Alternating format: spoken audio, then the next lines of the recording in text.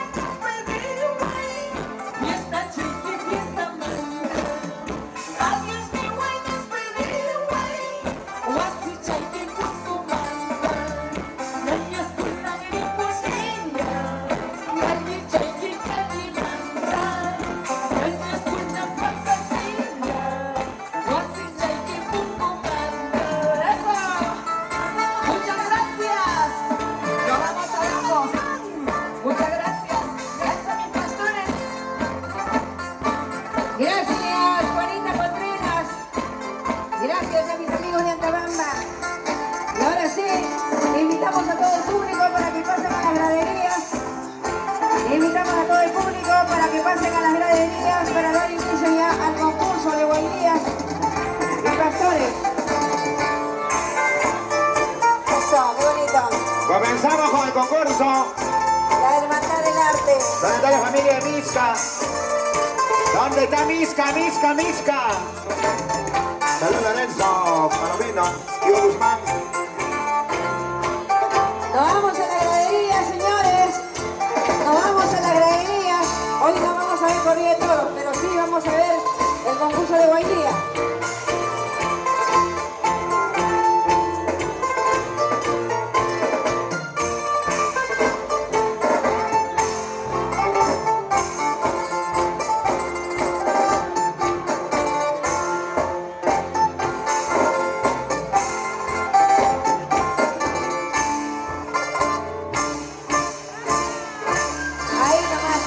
Muchas gracias, Juanita Contreras.